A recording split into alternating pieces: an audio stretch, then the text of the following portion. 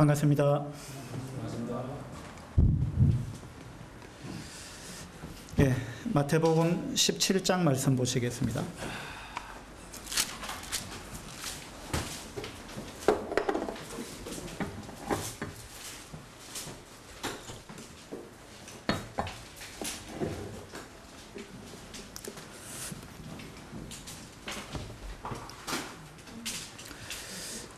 마태복음 17장 전반부는 이제 주님께서 변화산에서 변형되셔서 주님의 본래의 영광을 세 제자에게 보여주셨습니다. 그런 다음 이제 이어지는 내용인데요. 24절부터 27절까지를 보겠습니다. 24절부터 27절까지 17장 24절입니다. 가버나움에 이르니 반세겔 받는 자들이 베드로에게 나와 이르되 너의 선생은 반세겔을 내지 아니하느냐 이르되 내신다 하고 집에 들어가니 예수께서 먼저 이르시되 시몬아 내 생각은 어떠하냐 세상 임금들이 누구에게 관세와 국세를 받느냐 자기 아들에게냐 타인에게냐 베드로가 이르되 타인에게니이다. 예수께서 이르시되 그렇다면 아들들은 세를 면하리라. 그러나 우리가 그들이 실족하지 않게 하기 위하여 내가 바다에 가서 낚시를 던져 먼저 오르는 고기를 가져 입을 열면 돈 한 세겔을 얻을 것이니 가져다가 나와 너를 위하여 주라 하시니라. 방금 읽었던 24절부터 27절까지 중에서 이 말씀의 어떤 주제에 해당하는 한 단어를 고르라면 여러분 어떤 단어를 고르시겠습니까? 한 단어를 선택하라면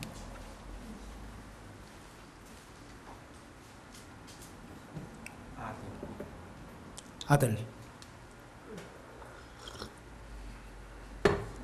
또 다른 의견이 있으십니까?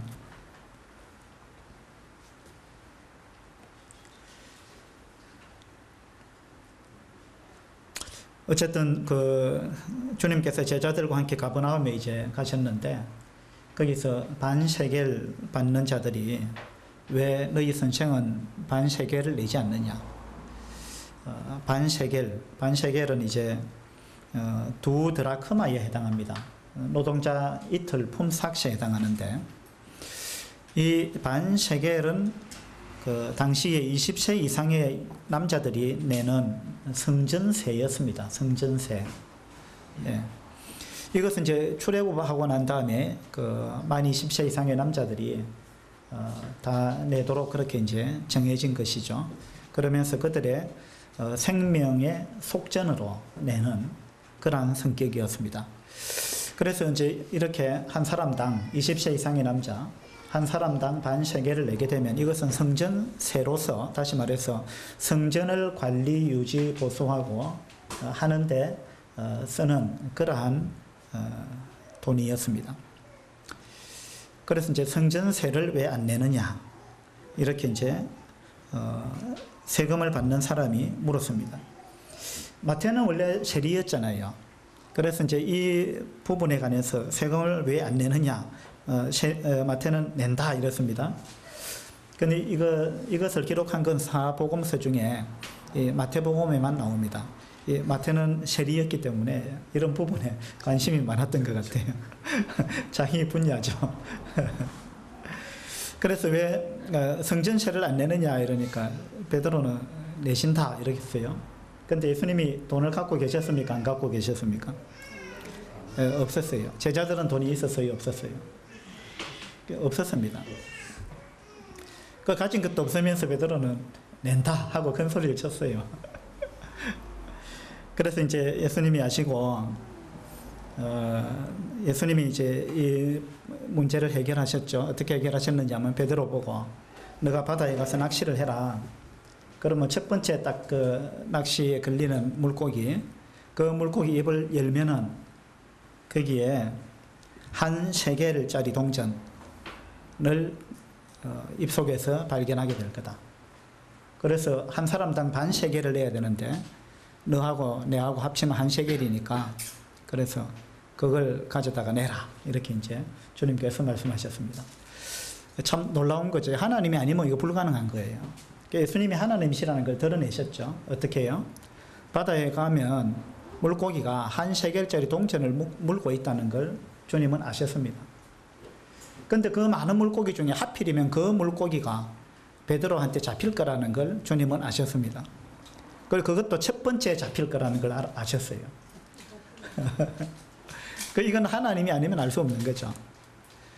예. 그렇게 해서 이제 이 문제를 해결하셨는데, 근데 사실은요, 주님이 성전세를 내야 됩니까? 안 내도 됩니까? 어떻게 생각하세요?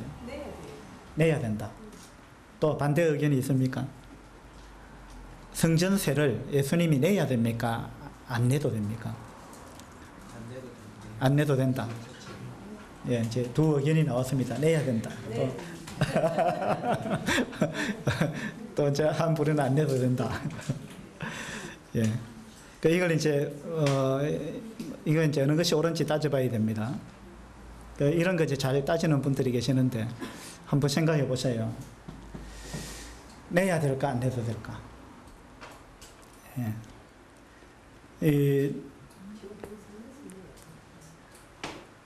그래서 이제 주님이 베드로한테 말씀하셨어요. 25절에 보시면 예수께서 먼저 이르시되 시몬아 내 생각은 어떠하냐? 세상 임금들이 누구에게 관세와 국세를 받느냐? 자기 아들에게냐 타인에게냐? 하고 물었습니다. 자, 세상의 임금이 세금을 받을 때 자기 아들들한테도 세금을 받느냐? 이렇게 물어본 겁니다. 지금은 어떻습니까? 대통령 아들이 세금 내야 됩니까? 안 내도 됩니까? 내야죠. 당연히 내야 됩니다. 근데 이 당시는 안 그랬어요. 이 당시 이제 왕정시대 이런 데는요, 왕의 가족은 세금을 안 내는 거예요. 예. 지금은 뭐 왕의 아들이라도 세금을 내야 됩니다. 그죠? 근데 이거는 이제 그 당시 이야기입니다. 예. 그러니까 이제 왕이 자기 아들한테 세금을 받느냐 물으니까 베드로가 안 받는다. 타인에게 받는다. 이렇게 이야기를 했습니다. 26절에 그렇다면 아들들은 세를 면하리라. 이렇게 주님께서 말씀하셨어요. 이제 주님께서 이 말씀하신 그 흐름이 뭐냐면 나는 세금을 안 내도 되는 사람이다. 이런 의미를 갖고 있는 거죠. 자, 왜 그러냐 하면 성전세를 누구한테 받아야 되느냐. 자, 성전의 주인이 누구예요? 성전의 주인은 하나님이세요. 성전은 누구 집입니까? 하나님의 집이에요. 그죠? 그러니까 또 성전의 주인은 하나님이시고 하나님의 집인데 예수 그리스도는 하나님이십니다. 그죠? 그러니까 이제 이 논리대로 하면은 예수님이 자기 집에 가는데 무슨 세금을 내야 됩니까? 자기 아버지 집인데 또 아버지 집이라 할 수도 있고 자기 집이라 할 수도 있는 거예요. 그죠? 그래서 내가 내 집에 가는데 입장료를 내라 이런 이야기하고 비슷해요. 그러니까 이건 다른 사람은 내도 예수님은 낼 이유가 없는 분입니다. 실제로는. 왜냐하면 성전의 주인이시니까 예수님이. 주인공이에요. 주인입니다. 주님의 집이에요. 그죠? 그러니까 이 당시에요. 성전세를 안 내는 사람들이 있었습니다. 누구냐 하면 사두개인들은 성전세를 안 냈어요. 왜냐하면 사두개인들이 성전을 관리하는 사람들이었거든요. 그러니까 자기들은 성전을 관리하는 사람이니까 다른 사람한테 받지 내가 성전 관리하고 있는데 왜 내한테까지 세금을 받느냐. 이래가지고 사두개인들은 성전세를 안 냈어요. 이 당시에. 랍비들도 세금을 안 냈단 말입니다. 다른 세는 냈는데 이 성전세는 안 냈습니다. 왜냐하면 그들이 성전에서 봉사하는 자들이기 때문에 그 성전세를 안 냈습니다. 그러니까 그런 차원에서 보더라도 사실은 이걸 이제 정확하게 따져보면 예수님은 성전세를 내야 될 아무런 이유가 없는 분입니다. 그죠? 내가 예를 들어서 자기 아버지가 슈퍼마켓을 하는데 자기 아들이 슈퍼마켓에 있는 과자를 하나 집어 먹으면서 아버지한테 돈을 내야 됩니까? 안 내도 됩니까? 돈 내야 되는 수가 안 내야 그건 결국 안 내야 된다 하는 거 아버지 허락이 또 있어야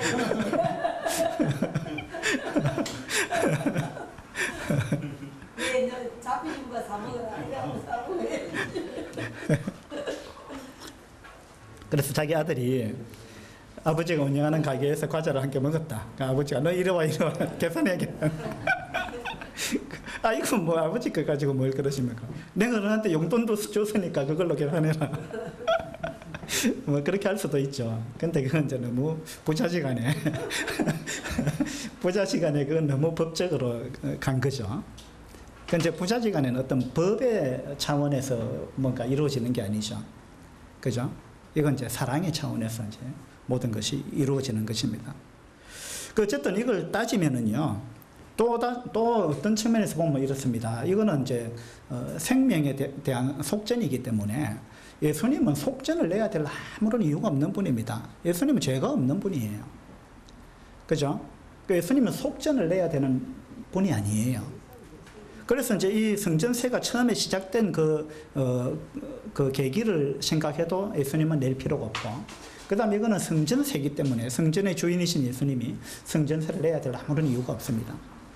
그리고 이 당시 성전세를 안 내는 사람들이 있었는데 그 성전 관리하는 사람들, 그 예수님은 관리하는 정도가 아니고 주인이니까 그 낼 의미가 없습니다. 낼 필요가 없는 거예요. 근데 베드로는 무조건 낸다 이랬어요. 베드로는. 그래서 이제 주님이 베드로한테 깨달을 수 있도록 이야기를 해주는 겁니다. 세상 임금들이 누구에게 관시하고 공세를 받느냐? 자기 아들한테 받느냐? 그러니까 베드로가 아닙니다. 안 받습니다. 이랬어요. 그 예수님이 근데 너 왜 낸다고 했느냐? 이런 이야기죠. 근데 이제 중요한 거는 27절에 보세요. 그러나 저는 이제 아까 제가 핵심 단어가 뭐냐고 이제 물어봤는데, 저는 여기 24절에서 27절 사이에 핵심 단어가 여기 27절에 나오는 그러나 이것이 핵심 단어라고 생각해요. 원칙적으로 하면 안 내도 된다. 그런데 내자. 이게 예수님의 마음이에요. 우리가 이제 이걸 배워야 되는 거예요. 우리는 뭐가 이게 원칙적으로 맞냐 안 맞냐, 특히 이제 청년들, 학생들 이런 사람들은 보면 이거 따지는 걸 굉장히 좋아하더라고요. 이게 뭐 법적으로 맞습니까? 안 맞습니까? 이게 이치에 맞습니까? 안 맞습니까? 왜 이거 이치적으로 하면 이런데 왜 그렇게 하십니까? 뭐 따지는 걸 굉장히 좋아하는 사람들이 있는데, 그걸 뭐 따질 필요도 있지만, 그러나 따지는 게 항상 좋은 건 아니에요. 그게 안 맞아도, 그게 뭔가 이치에 안 맞아도 이치에 안 맞게 하는 것이 더 좋을 때가 있습니다. 이걸 이제 주님께서 이걸 베드로한테 가르치는 거예요. 그죠? 법대로 하면 우리 안 해도 된다. 그런데 하자. 주님께서 이걸 지금 베드로한테 지금 가르쳐 주고 있습니다. 내비게이션이 참 좋은데, 근데 내비게이션이 참 답답할 때가 있습니다. 언제인지 압니까? 정말 답답할 때가 있어요. 언제 그래요? 네? 제가 얼마 전에 제 아들 그 회사에 같이 짐을 싣고 가면서 이제 보니까 바로 회사 앞에까지 왔어요. 제가 회사를 알거든요. 그 회사 앞에까지 왔는데 내비게이션에 보니까 아직 15분을 더 가야 된다는 거예요. 네. 그래서 이상하다 하고 내비게이션을 잘 보니까 지금 여기서 좌회전을 하면 바로 여기 회사인데 이 내비게이션은 좌회전을 안 하고 직진을 하자는 거예요. 그리고 가만히 보니까 두 줄이 나왔어요. 내비게이션에. 두 줄이 나온 거는 무슨 말이에요? 가서 돌아오자 이 말이거든요. 그러니까 지금 여기 좌회전이 안 되는 데다 이 말입니다. 예. 그게 이제 좌회전이 안 되는 그 편도 1차선인데 그게 이제 좌회전이 안 되도록 되어 있어요. 그 좌회전이 안 되니까 내비게이션은 좌회전 하자는 말을 못 합니다. 맞죠? 그러면 이제 한참 가서 뭐 유턴을 하든지 어디 가서 뭐 돌아가지고 뭐 P턴을 하든지 해가지고 돌아와야 되는데 그 돌아오려고 하니까 15분을 더 가야 되는 거예요. 그 제가 어떻게 했겠습니까?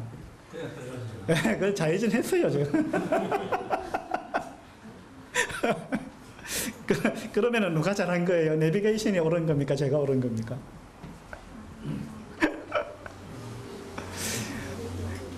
저는 물론 교통법규를 어겼습니다. 근데 거기는 4차선 도로가 아니에요. 시골의 한적한 도로입니다. 이런 걸 가지고 우리는 융통성이라고 하는 거예요. 맞죠?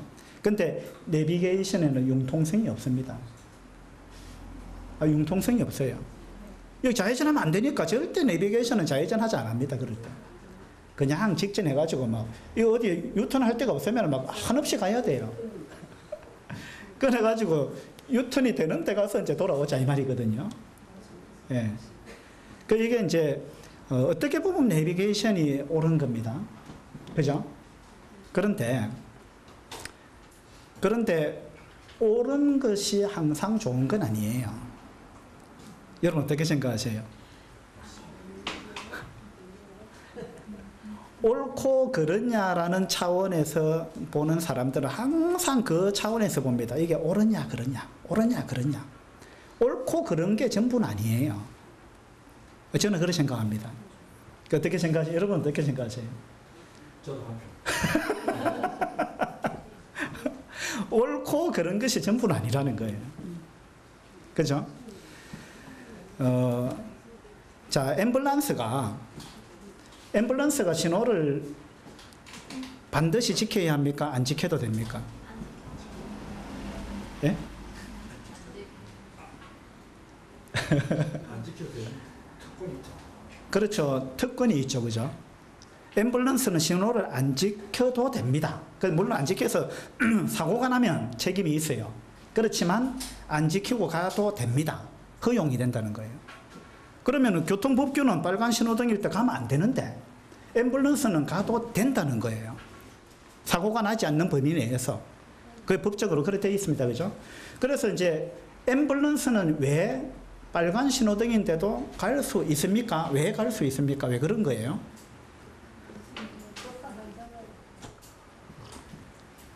그렇죠.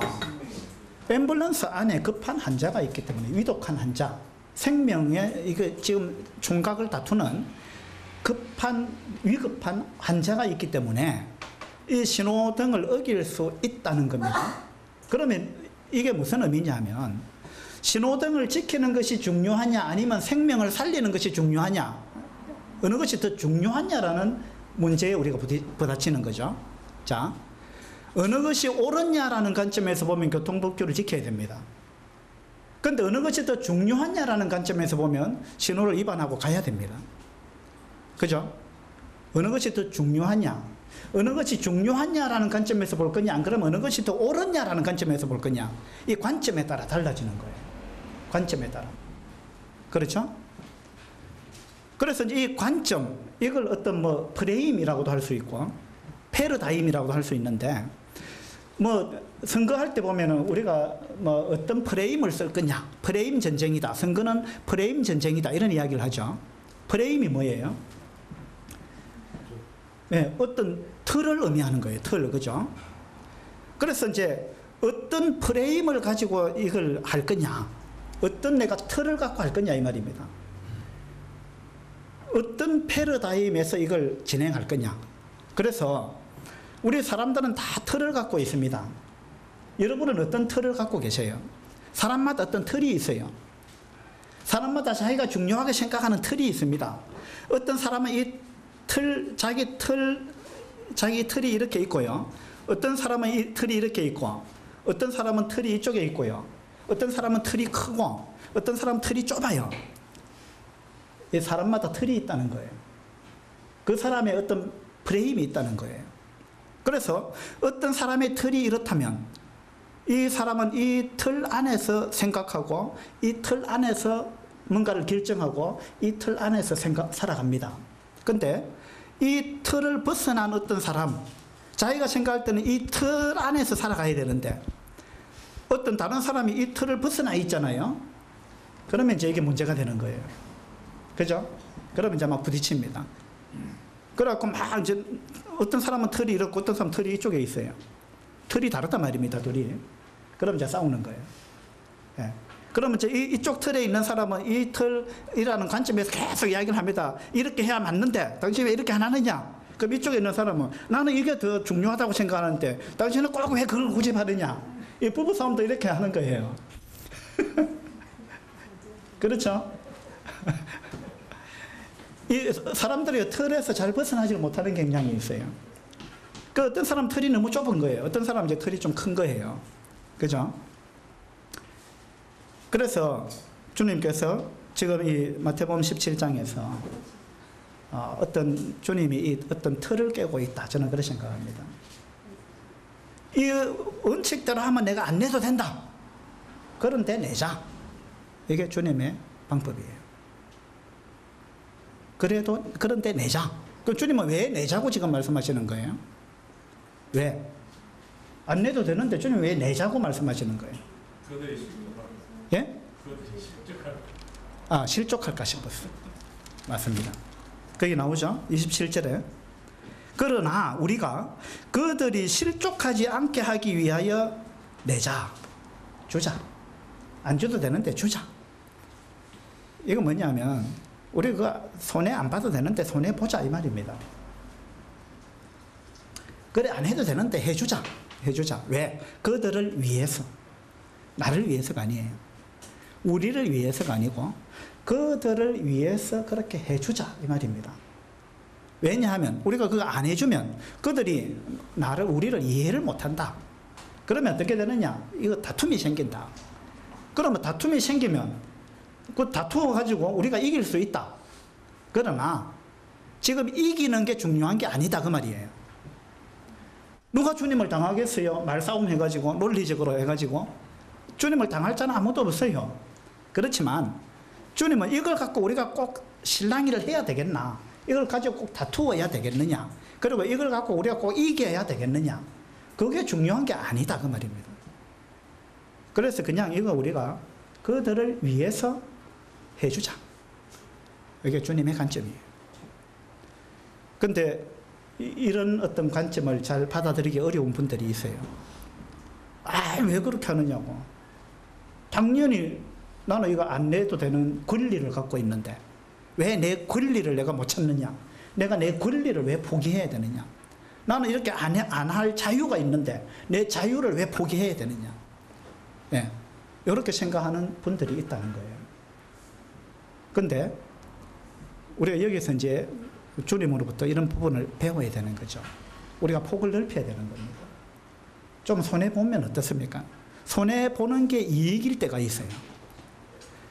손해보는 게 단편적으로 보면 손해입니다. 그러나 멀리 보면 그게 이득이에요. 멀리 보면. 주님은 지금 그걸 보시는 거예요. 여기서 이 세금을 징수하는 사람들하고 다투어가지고 이긴다 한들 얻는 게 없어요.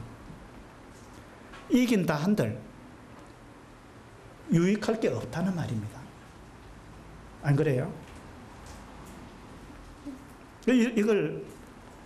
이런 부분이 저는 우리가 이제 나이가 들면서 또 우리가 성숙해 가면서 이런 부분을 우리가 참 배워야 된다 그렇게 생각합니다. 나이가 들수록요 좀 융통성이 많아집니다. 또 나이가 들면서 좀 이 마음이 폭이 커지는 거예요.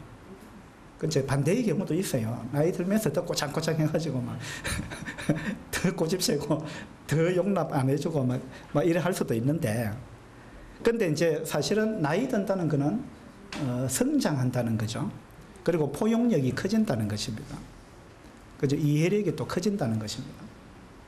그래서 우리가 이제 자라가면서 성장해 간다는 것은 바로 어떤 옳고 그름에 함몰되지 않고 옳고 그름 거기에 우리가 매이지 않고 그보다 좀 더 큰 어떤 범위 이런 부분을 생각할 수 있는 그런 이제 사람들이 될 수 있다는 거죠. 자, 여러분 전투가 중요합니까? 전쟁이 중요합니까?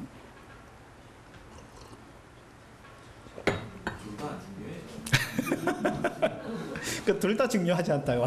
우리 위영진 행정님이 진짜 이제 대인이에요. 진짜 마음이 얼마나 넓은지 한 나라가 없어지든 말든 그게 중요한 게 아니다.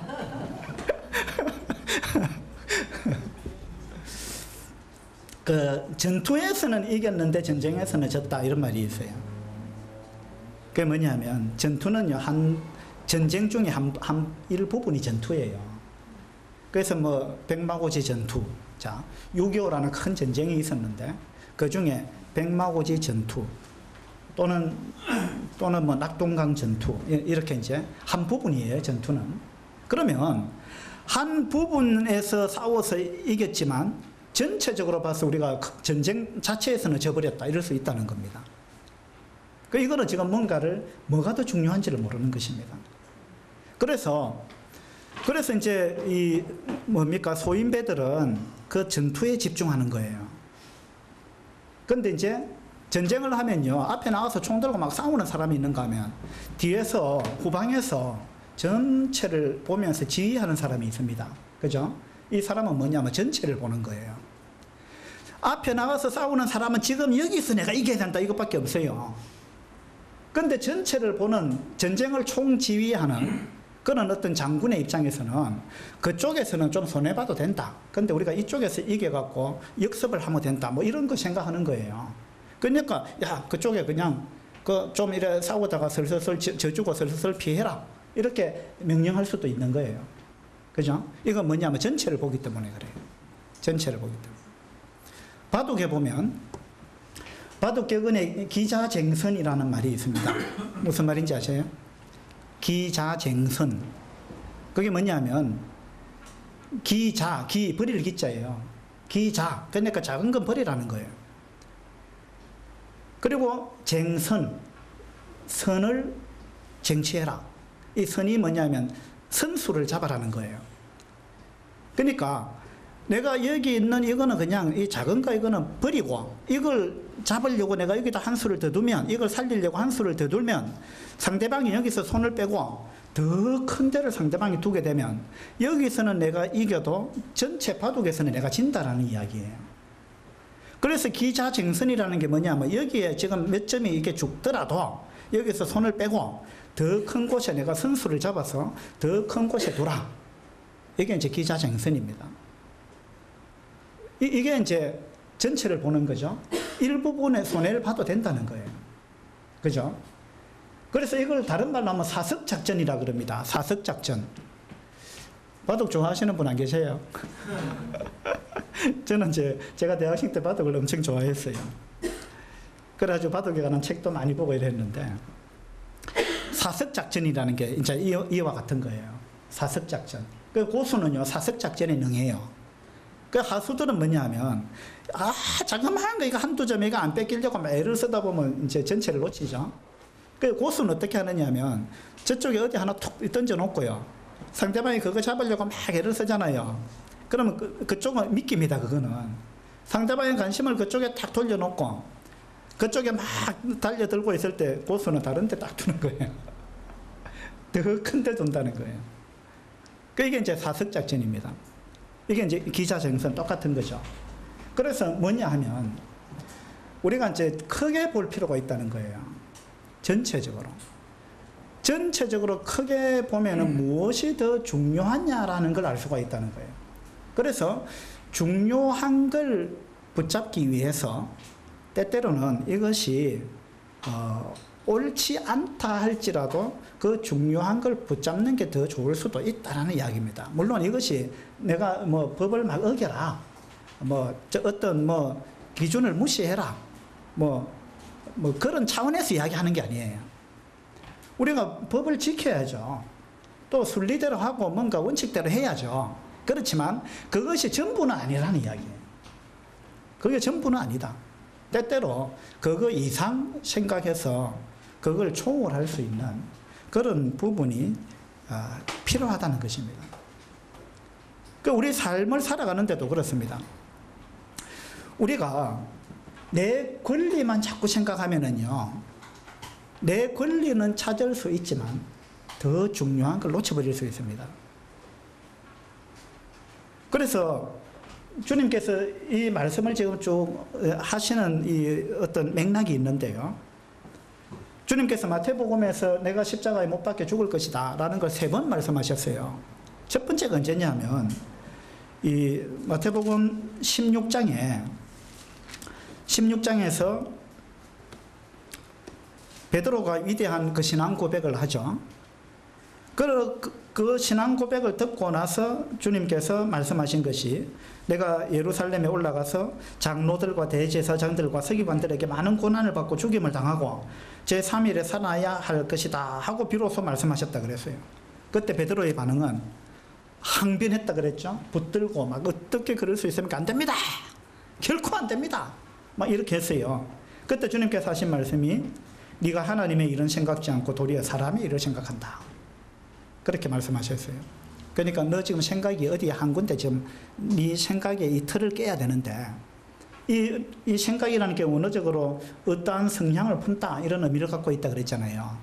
베드로의 성향은 어떤 틀 속에 지금 갇혀 있었어요. 그래서 주님은 네가 지금 사람의 일을 생각한다. 그러니까 네가 이 틀 속에서 지금 벗어나질 못하고 있다. 너는 이 틀 속에서 생각하는데 나는 지금 이 다른 틀에서 생각하고 있다.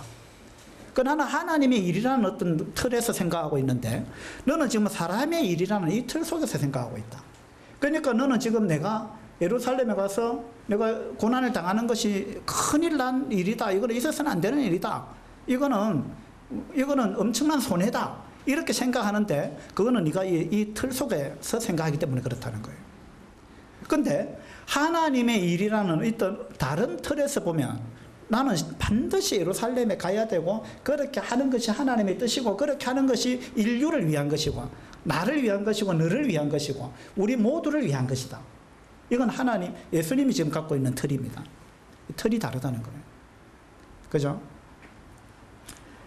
그래서 첫 번째 이제 내가 그 고난을 받고 십자가에 죽을 거다 라는 걸 이야기했을 때 베드로는 이걸 전혀 이해를 못했습니다. 이 틀이 다른 거예요. 그 다음에 두 번째 말씀이 이제 17장에서 나오죠. 22절 한번 봅시다. 17장 22절. 22절. 갈릴리에 모일 때에 예수께서 제자들에게 이르시되 인자가 장차 사람들의 손에 넘겨져 죽임을 당하고 제3일에 살아나야 하리라 하고 두 번째 말씀하셨습니다. 그러니까 제자들의 반응이 어떻습니까? 제자들이 매우 근심하더라. 지금 이 두 번째 말씀 하실 때도 제자들은 이 틀이 안 바뀌었어요. 자기 틀 속에서 생각합니다. 우리의 스승이 죽으면 우리 스승한테도 이건 안 좋은 일이고 우리한테도 안 좋은 일이고 우리도 손해고 그럼 우리는 그건 뭐 되느냐? 이 틀이 이미 아직도 이 제자들의 틀은 자기중심적이에요. 좀 큰 틀을 가지지 못했다는 것입니다. 그렇게 해서 이제 그렇게 하면 안 된다. 이제 이런 마음을 아직도 갖고 있는 거예요. 그래서 이제 매우 근심했다 그랬습니다. 그 다음에 내가 예루살렘에서 십자가에 못 박혀 죽을 것이다라는 걸 세 번째 말씀하신 것이 마태복음 20장에 나옵니다.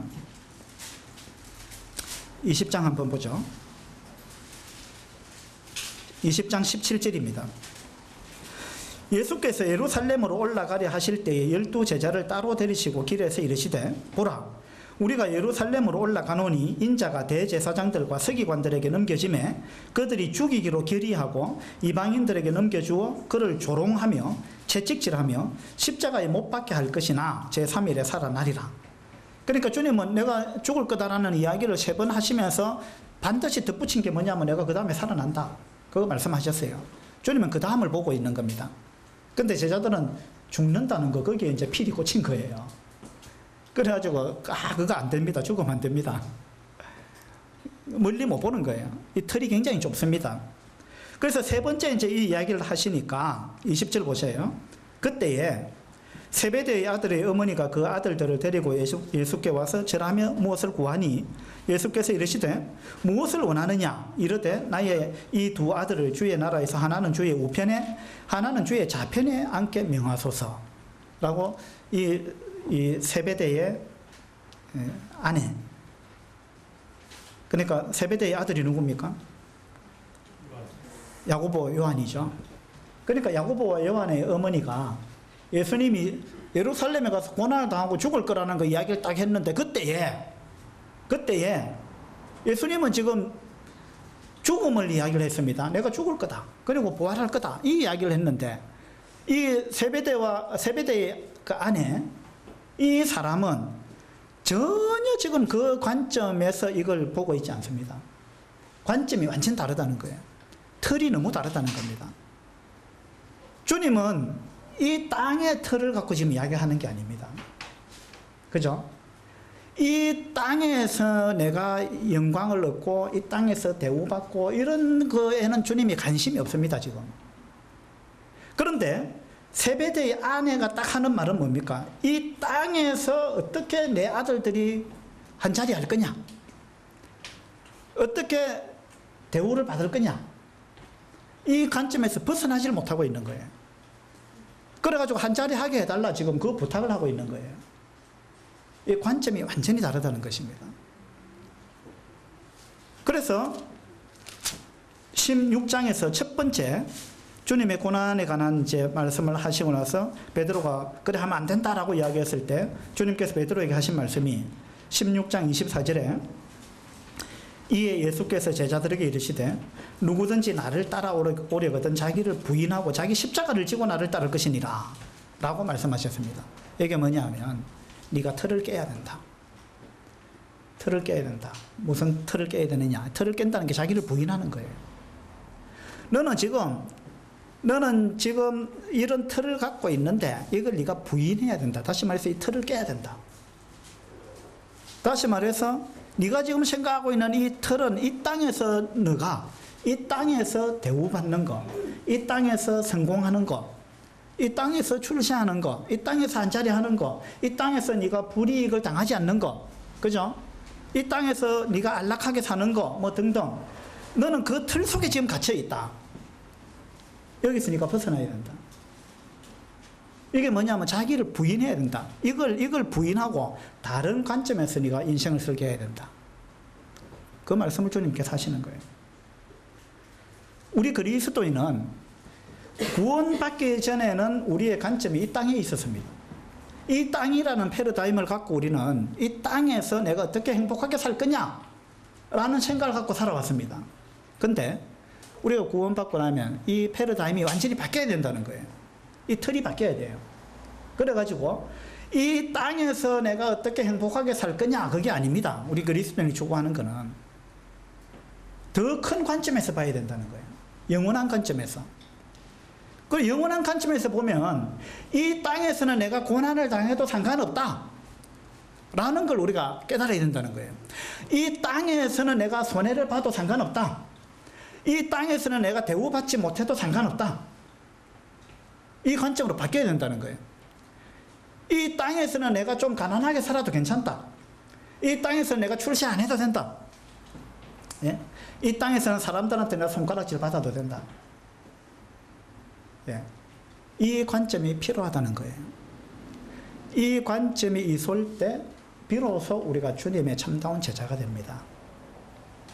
주님 지금 이걸 마태복음 16장 17장에서 계속 이런 관점에서 주님께서 무언가를 이야기하고 있다고 저는 이제 그렇게 생각합니다. 그 앞에 보면요, 이제 베나산에서 딱 내려와 가지고 14절에 보세요. 17장 14절에 그들이 무리에게 이르매 한 사람이 예수께 와서 꿇어 엎드려 이르되 주여 내 아들을 불쌍히 여기소서. 그가 진실로 간질로 심히 고생하여 자주 불에도 넘어지며 물에도 넘어지는지라 내가 주의 제자들에게 데리고 와서나 능히 고치지 못하더이다. 자, 이제 주님이 베나산에서 누구랑 올라갔습니다. 베나산에 누구랑 올라갔어요? 베드로, 야고보, 요한하고 같이 갔죠. 그래가지고 베나산에서 이제 내려왔습니다.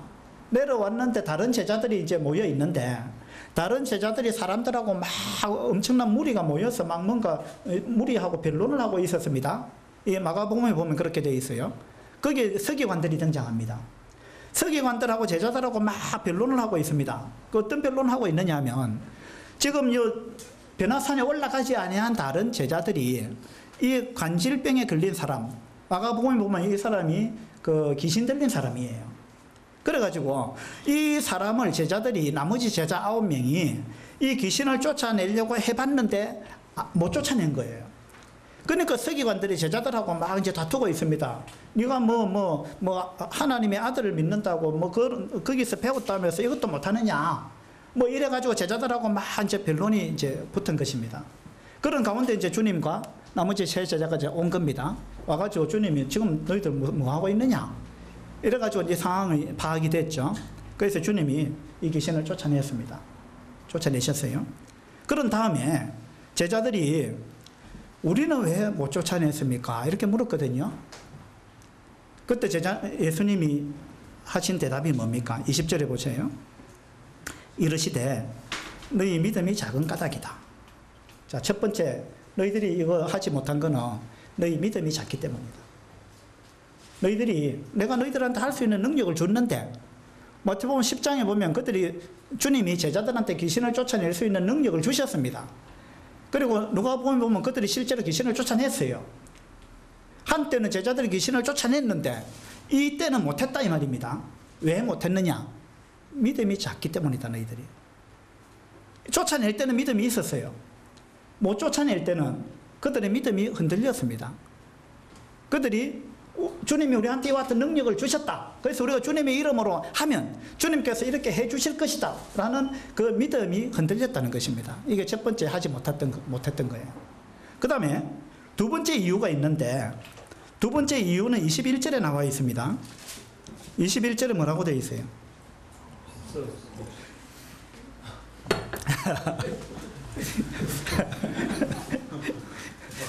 없음입니까? 없음. 예, 어떤 사본에는 이렇게 되어 있죠. 어떤 사본에는 이렇게 어떻게 되어 있어요? 예, 기도와 금식이 아니면 이런 종류가 나가지 아니하느니라. 예. 이게 뭐 이런 것 좀 적혀 있는 성경을 갖고 있어야지. 여기가 없으니까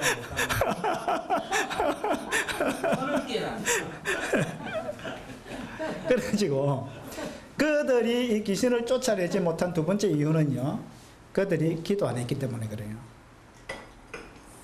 기도 안 했습니다. 금식 안 했습니다.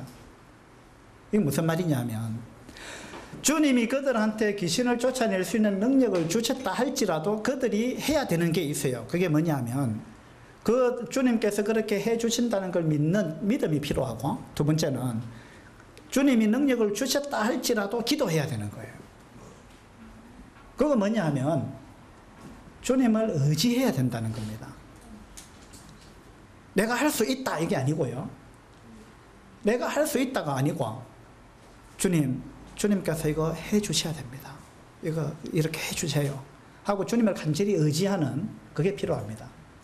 그 다음에 금식이 필요하다는 거예요. 금식이라는 건 꼭 밥을 안 먹는 것만 금식이 아니에요.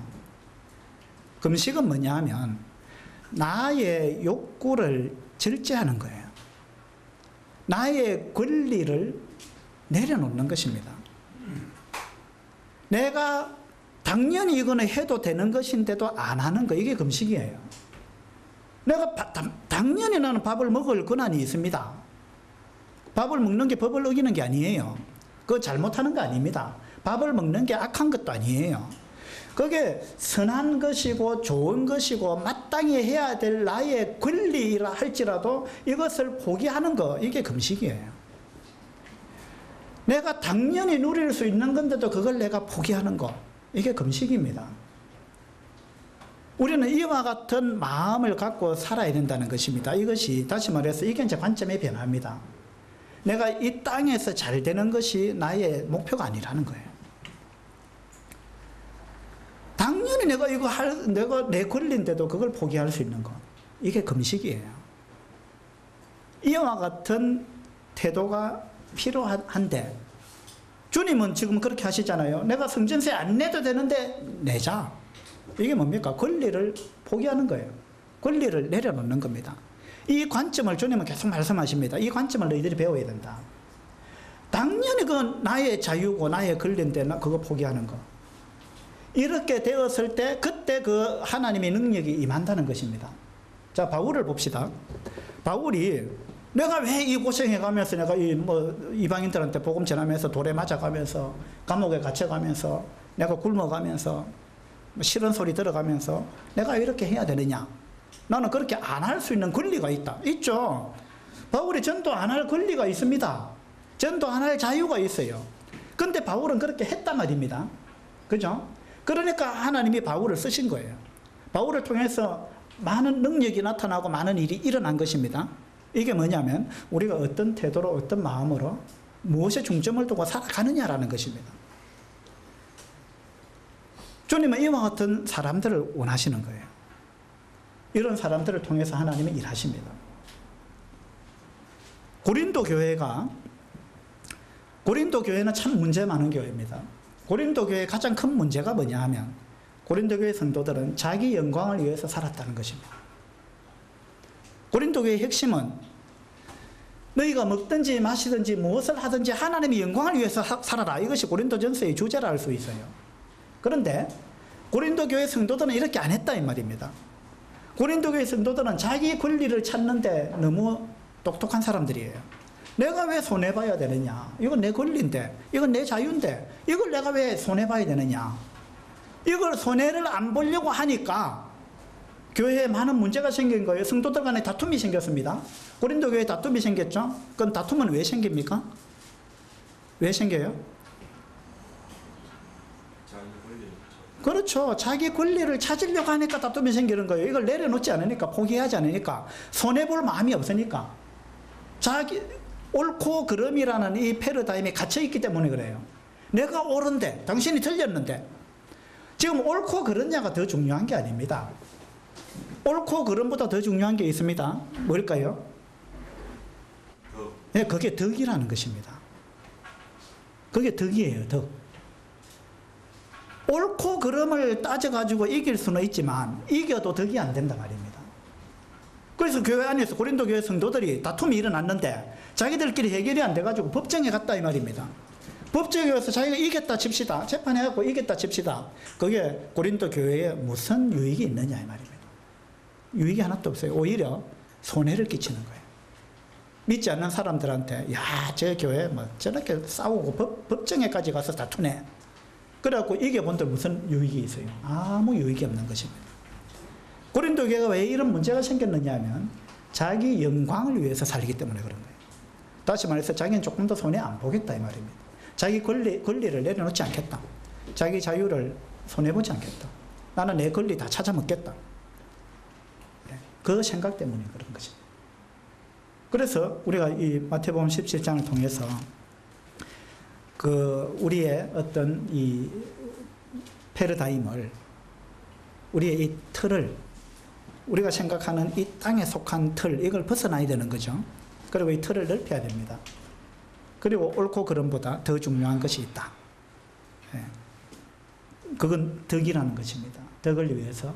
그래서 내가 손해볼 수 있는 것, 내가 마땅히 할 수 있는 것이지만 안 하는 것, 그죠? 이런 것들을 주님께서 배우기를 원하시는 게 아닌가, 이런 생각을 해보게 되는 것입니다. 우리 고린도전서 한 구절 보고 마칩시다.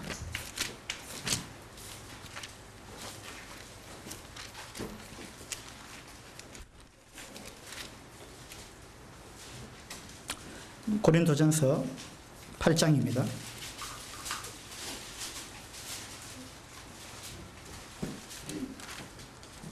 8장 1절입니다. 우상의 제물에 대하여는 우리가 다 지식이 있는 줄을 아나 지식은 교만하게 하며 사랑은 덕을 세우나니. 자, 여기 지식과 사랑이 나옵니다. 지식이 중요합니까? 사랑이 중요합니까? 사랑이 중요한 거예요.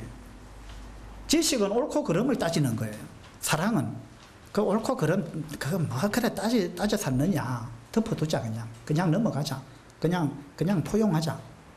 그게 사랑입니다. 그죠? 이 사랑은 덕과 관계가 있는 거예요.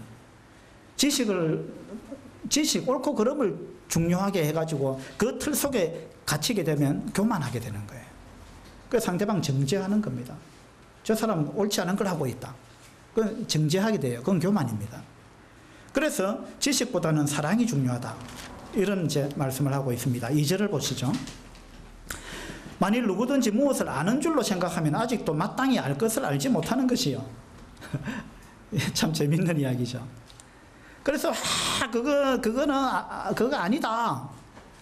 그거는 잘못된 거다. 이게 옳은 거다. 막 그래가지고 자기가 뭔가 대단한 지식을 갖고 있고 똑똑한 것처럼 이야기를 하지만 바울의 관점에서 볼 때 그 사람은 뭘 모르는 거다 이 말입니다. 네가 뭘 안다고 생각하는데 너는 아직도 뭘 모른다. 다시 말해서 너의 이 틀을 아직 너는 깨질 못했다. 그 위에 차원에서 뭘 봐야 되는데 너는 지금 그걸 모르고 있다 이런 이야기입니다. 그 다음에 9절을 보세요. 9절.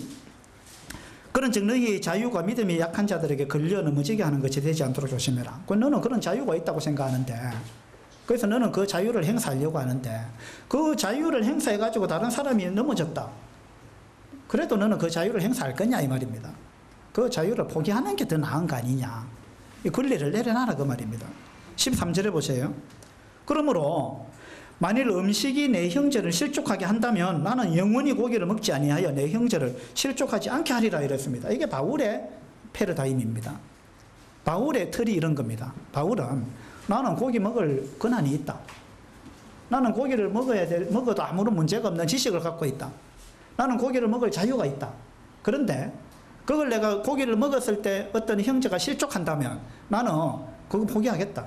나의 권리와 자유와 내가 갖고 있는 어떤 지식과 이거 다 내려놓겠다. 언제까지? 영원토록. 영원토록. 내가 할 수 있지만 안 하겠다. 다른 사람을 위해서. 이 바울은 이제 이런 틀을 갖고 있었습니다. 9장 4절에도 보세요. 9장의 권리에 관한 이야기가 자꾸 나옵니다. 4절에 우리가 먹고 마실 권리가 없겠느냐? 우리가 다른 사도들과 주의 형제들과 게바와 같이 믿음에 잠이 된 아내를 데리고 다닐 권리가 없겠느냐? 어찌 나와 바나바만 일하지 아니할 권리가 없겠느냐? 나 다 권리가 있다. 나도 이렇게 안 할 권리가 있다. 또 이렇게 할 권리도 있다. 근데 나는 그런 관점에서 살지 않는다. 나는 인생을 그런 관점에서 살지 않는다. 이게 바울의 마음이에요. 12절에 다른 이들도 너희에게 이런 권리를 가졌거든 하물며 우리일까 보냐. 그러나 이랬죠. 아까 마태복음 17장에서 주님께서 그러나 우리 주자 이렇게 말씀하셨듯이 바울도 똑같은 거예요. 나 이런 권리를 갖고 있다. 그러나 우리가 이 권리를 쓰지 아니하고 범사에 참는 것은 그리스도의 복음에 아무 장애가 없게 하려 함이로다. 그래서 내가 권리를 내려놓으면 내가 좀 불편할 수 있고 내가 손해볼 수 있고 내가 그럴 수 있지만 그러나 복음을 위해서 나는 그렇게 하겠다. 이게 바울의 마음입니다. 주님도 이런 마음을 가지신 것이죠. 그래서 우리도 이 프레임을 우리가 넓혀야 되고 그렇게 해서 더 큰 것을 위해서 덕을 위해서 또 하나님의 영광을 위해서 복음을 위해서 우리가 손해보고 또 내 권리를 내려놓고 기꺼이 고난을 당하고 불편을 감수하고 이와 같은 마음을 우리가 가지는 것이 그것이 주님이 원하시는 것이고 그것이 정말 더 성공적인 인생이고 그것이 더 멋있는 삶이 되는 것입니다. 그것이 나를 부인하는 것이죠. 그래서 우리가 그런 부분을 배우고 또 실천할 수 있도록 그렇게 되면 좋겠습니다. 기도합시다.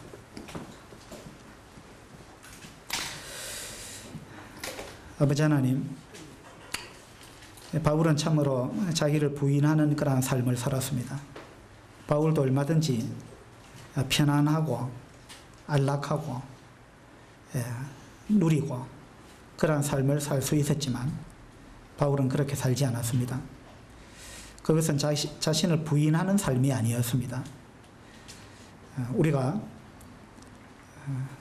주님의 참다운 제자가 되기 위해서 자기를 부인하고 자기 십자가를 지고 주님을 따르라고 주님은 그렇게 말씀하셨는데 우리가 이 말씀에 얼마나 비중을 두고 있는지 이 말씀에 얼마나 많은 관심을 갖고 있는지 돌아보게 해 주시기를 바랍니다. 그래서 우리가 기꺼이 주와 복음을 위해서 손해보고 자신의 권리를 내려놓고 자유를 포기하고 자기를 부인하는 그러한 삶을 살아갈 수 있도록 해주시고 또 이러한 삶이 훈련될 수 있도록 주님 도와주시기 바랍니다. 감사드리며 우리 주 예수 그리스도 이름으로 기도드립니다. 아멘.